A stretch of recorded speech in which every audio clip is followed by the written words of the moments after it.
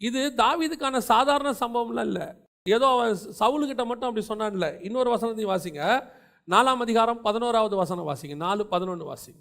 தமது வீட்டிற்குள் தமது படுக்கையின் மேல் படுத்திருந்த நீதிமானை கொலை செய்த பொல்லாத மனுஷருக்கு எவ்வளவு அதிகமாய் ஆக்கினை செய்ய வேண்டும். நீதிமானை கொலை செய்தார்கள். யாரை பத்தி சொல்றான் தெரியுமா? சவுலுடைய பையனை பத்தி பேசுறான். சவுலுடைய பையனை கொன்னுட்டாங்க. கொன்னுட்டு வந்து சொல்றாங்க, உனக்கு இருந்த ஒரே எதிரிப்பா.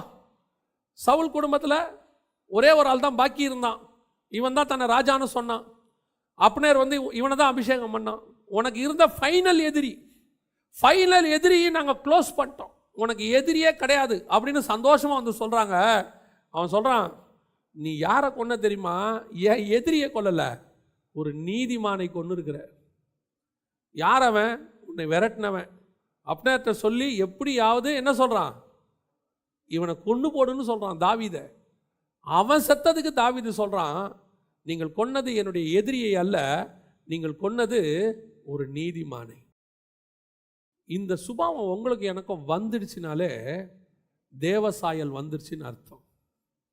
இந்த சுபாவம் உடனே வராது, எல்லாருக்கும் வரதுக்கு வாய்ப்பு இல்லை. வரணும், கர்த்தர் அதான் விரும்புகிறார்.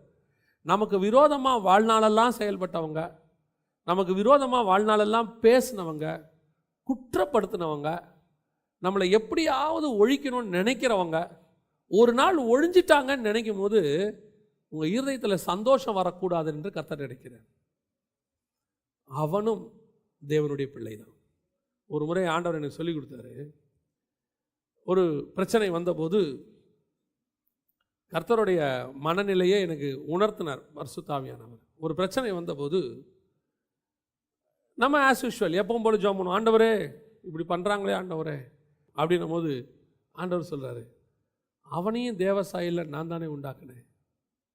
நீ தப்பு செய்யும் போது உன்னை அந்த தப்பில் சாக விடாமல் பாதுகாத்தன்னா, அவன் தப்பு செய்யும் போது அவனை நான் என்ன செய்யணும், சாகாமல் பாதுகாத்து உன்னை எப்படி உணர்த்தி நல்லவனாக மாற்றினோ அதே மாதிரி அவனையும் உணர்த்தி நான் என்ன பண்ணணும், நல்லவனாக மாற்றணும். நீ என்னை அட்வொகேட்டாக இருக்க சொல்கிற, உனக்கு உன் சார்பாக என்ன செய்கிற, அட்வொகேட்டாக நியமிக்கிற, என்ன எனக்காக பேசுங்க, அவனுக்கு வழக்காடுங்க. கர்த்தர் சொல்கிறாரு, உனக்கு மட்டும் நான் அட்வொகேட் இல்லை, அவனுக்கும் நான் தான் அட்வொகேட்டு. உனக்கு மட்டும் நான் அப்பா இல்லை, அவனுக்கும் நான் தான் அப்பா. மூத்த குமாரனுக்கு மட்டும் நான் தகப்பன் அல்ல, இளைய குமாரனுக்கும் நான் தான் தகப்பேன். அவன் தப்பு செஞ்சுட்டு திரும்பி வர வரைக்கும் நான் வெயிட் பண்ணுவேன். உனக்கு நான் வெயிட் பண்ணல, அவனுக்கும் வெயிட் பண்ணுவேன். அவன் மாறணும், மாறுறதுக்கு தான் வெயிட் பண்ணுறேன். ஆண்டவரே அவன் இப்படியே பண்ணிகிட்டே இருக்கானே, அவன் அப்படியே பண்ணிட்டு மனம் திரும்பாமல் போனால் அந்த பண்ணினதுக்கான ஒரு பிரதிபலன் அவனுக்கு வரும். அது அவனுக்கு அது நியாய தீர்ப்பு, அது நடக்கும். ஆனால் அவன் மனம் திரும்ப வேண்டும் என்பதுதான் கர்த்தருடைய திட்டம். கர்த்தர் அதுக்கான முயற்சியை செஞ்சுக்கிட்டே இருப்பார். நமக்கு செஞ்ச ஆண்டவர் அவனுக்கும் செய்வார். துன்மார்க்கனே சாகக்கூடாதுன்னு கர்த்தர் நினைக்கிறார். அப்படி இருக்கும்போது ஒரு தேவ பிள்ளை தப்பாக செய்யும் போது அவன் போகிற ரூட்டே தப்பான ரூட்டு, அதுக்கான முடிவு அவனுக்கு கிடைக்கணும். ஒரு நாள் விட்டு நீயே அவங்ககிட்ட போய் சண்டை போடுற, நீயும் போடாத, என்னையும் கூப்பிடாத. அப்போ அவனுக்கு நியாய தீர்ப்பே இல்லையா? அவன் போகிறதே ஹைவேஸில் வேகமாக போயிட்டு இருக்கான். எங்கேயோ ஒரு இடத்துல இப்படியே போனான்னா முட்டுவான். நீ நடுவில் குச்சி விடாத, நடுவில் எதையாவது போட்டு அவனை கீழே தள்ளணும்னு நினைக்காத. அவனே ஒரு நாள் இந்த வேகத்துக்கு என்ன ஆவான், அவன் போகிற ரூட் அப்படி இருக்கு. ஆனால் உன் எண்ணம் அவன் விழணும்னு இருக்கக்கூடாது. அவனையும் காப்பாற்றுங்க ஆண்டவரே. ஏன்னா என்னை காப்பாற்றின ஆண்டவர் தான் அவனுக்கும் ஆண்டவர், என்னை ரட்சித்த தேவன் தான் அவனுக்கும் தேவன்.